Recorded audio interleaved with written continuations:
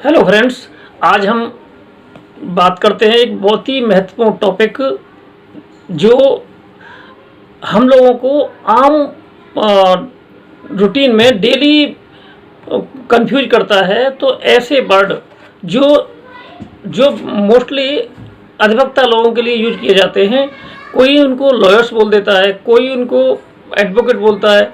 तो ऐसे वर्ड जो हैं, ये एडवोकेट अथवा लॉयर एक ही बात है कि इनकी लीगल पोजीशन भी एक ही है अथवा अलग अलग है। तो आइए सबसे पहले हम इन्हें क्लियर करने की कोशिश करते हैं। सबसे पहले लेते हैं हम लॉयर को। तो लॉयर कौन होते हैं?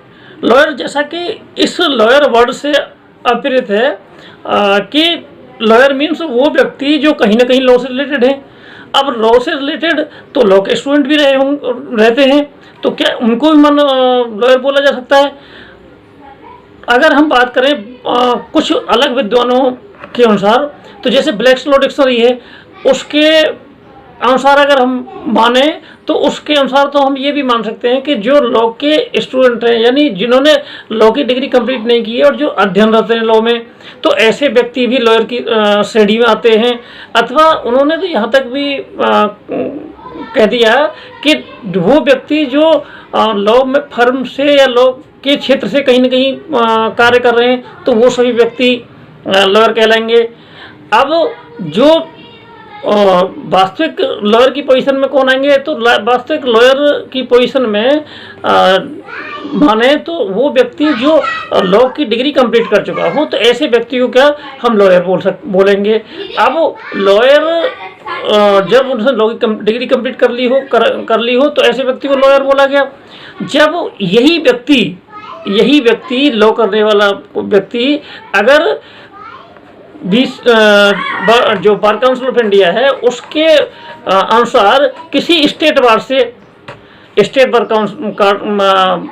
काउंसिल से अगर वो रजिस्ट्रेशन करा लेता है, तो वही व्यक्ति क्या हो जाएगा कि वही व्यक्ति जो है किसी सक्षम न्यायालय में किसी आम आदमी का, आम व्यक्ति का वो पक्ष रखने के लिए प्राधिकृत हो जाता है। यानी वो प्रैक्टिस करने के लिए क्या होगा कि प्राधिकृत हो जाएगा। जब वो किसी सक्षम न्यायालय में किसी व्यक्ति विशेष की तरफ से अगर वो प्रैक्टिस करने के लिए प्राधिकृत है और जब वो करेगा, तो ऐसे व्यक्ति को क्या होगा, जब वो उसकी तरफ से वो किसी न्यायालय में प्लीड करेगा मुकदमे को, तो उस व्यक्ति को क्या कहेंगे? प्लीडर कहेंगे। तो ऐसे व्यक्ति जो प्लीडर किसी एक पर्टिकुलर व्यक्ति की तरफ से कहे, उन्हें प्लीडर कहेंगे। यानी एडवोकेट मीन्स जो एडवोकेट यानी हिंदी में बोले से अधिवक्ता। अधिवक्ता मीन्स जो किसी के अधिकार स्वरूप वक्तव्य दे माननीय न्यायालय के समक्ष, तो ऐसे व्यक्ति को क्या बोलेंगे? अधिवक्ता और एडवोकेट बोलेंगे उसको। तो जब उसने जो लॉयर था, जो लॉयर की डिग्री LLB की डिग्री कंप्लीट करने का लॉयर जो हुआ था, तो लॉयर ने जब किसी स्टेट बार से रजिस्ट्रेशन कराने के बाद जब वो प्रैक्टिस के तौर पे लीगल प्रैक्टिस करने के लिए जब वो प्राधिकृत हो गया और जब प्लीड करने के लिए जब वो सक्षम न्यायालय में किसी को प्लीड हो गया, तो वो प्लीडर कहलाया। और इस प्लीडर को प्रभावित किया गया CRPC सेक्शन 2Q में कि प्लीडर कौन होगा? तो प्लीडर वो व्यक्ति हुआ जो एक व्यक्ति की तरफ से अगर वो उस मुकदमे को प्लीड कर सकता है अथवा उसे सक्षम न्यायालय के सामने ला सकता है, अथवा उसके अधिकार स्वरूप जो है उस माननीय सक्षम न्यायालय में जो है वो अपीयर हो सकता है। तो ऐसे व्यक्ति का प्लीडर कहलाया। Pleader means advocate. अगर इसी एडवोकेट जैसे पहले लॉयर था और लॉयर जो है वो विधि के अनुसार अगर प्राधिकृत हो गया किसी व्यक्ति विशेष की तरफ से उसे प्राइवेट प्रैक्टिस करने के लिए प्राधिकृत हो गया, तो ऐसा व्यक्ति क्या कहलाया? एडवोकेट कहलाया।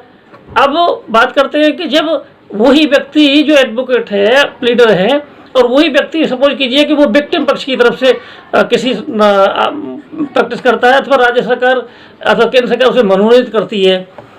अथवा उसे अपने यहाँ जो उसकी तरफ से स्टेट गवर्नमेंट की तरफ से अथवा केंद्र सरकार की तरफ से अगर वो व्यक्ति, वही योग्यता वाला व्यक्ति अगर उधर से अपीयर होता है, तो उस ऐसे व्यक्ति को जो है हम क्या कहेंगे, उसे हम पब्लिक प्रोसिक्यूटर कहेंगे।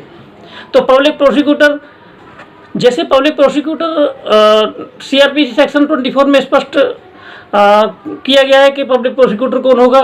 तो public prosecutor, public assistant public prosecutor, तो ये लोग जो हैं अगर उसकी स्टेट गवर्नमेंट केंद्र सरकार की तरफ से अपीयर होंगे, तो ये पब्लिक प्रोसिक्यूटर अथवा असिस्टेंट पब्लिक प्रोसिक्यूटर, और ऐसे ही जो सबसे अपर श्रेणी होगी विधि, जो केंद्र सरकार अथवा राज्य सरकार का प्रतिरोध करने के लिए किसी उच्च न्यायालय में अगर वो अपीयर होने के लिए जो केंद्र सरकार का जो सबसे पहला मुख्य विधि का पद होता है, वो होता है अटॉर्नी जनरल। अटॉर्नी जनरल को जो हिंदी में उसे कहते हैं महान्यायवादी। तो भारत का महान्यायवादी होगा। इसकी अवधारणा जो है भारतीय जो संविधान तैयार हुआ था उसके 76 आर्टिकल में इसका प्रोविजन दिया हुआ था। तो उसके अनुसार भारत का महान्यायवादी होगा, वो भारत का विधि अधिकारी, प्रथम विधि अधिकारी होगा। तो इसी परिप्रेक्ष्य में जैसे अब अटॉर्नी जनरल है, उसको सहायक के रूप में चाहिए, मतलब अगर सहायक के रूप में है तो उसे क्या कहेंगे, सॉलिसिटर जनरल कहेंगे। ऐसे ही नीचे तक एडवोकेट जनरल है। ऐसे जो बिल्कुल वहाँ उसमें अपीयर होने की बात करें उसकी स्टेट गवर्नमेंट की तरफ से, तो वो क्या होंगे, वो पब्लिक प्रोसिक्यूटर होंगे। और उनके बाद जो है जिले न्यायालय के लिए जो अपॉइंट किए जाएंगे वो क्या होंगे, APO means assistant public prosecutor नियुक्त किए जाएंगे। तो इस प्रकार ये सभी जो स्टेट गवर्नमेंट की तरफ से अपीयर होंगे, इन सभी को हम क्या बोलेंगे, लॉयर कहेंगे। और जो व्यक्ति किसी व्यक्ति विशेष की तरफ से या किसी आम व्यक्ति की तरफ से अपीयर होगा, प्राइवेट व्यक्ति की तरफ से होगा, तो उसे वो एडवोकेट की श्रेणी में आएंगे। इसी क्रम में अगर यही डिग्री जो लॉयर यहाँ सबसे पहले लॉ कंप्लीट की थी, जो इंडिया से की है, तो उसे लॉयर, और उसे रजिस्ट्रेशन के बाद में उसे एडवोकेट। अगर यही डिग्री ब्रिटेन या इंग्लैंड से की होती तो वो व्यक्ति क्या कहलाता, वो बैरिस्टर कहलाता। तो ये इनमें मेन डिफरेंस है। मैं आशा करता हूँ कि मैं जिस सहज भाषा में मैंने समझाने की कोशिश की है आपकी समझ में आया होगा।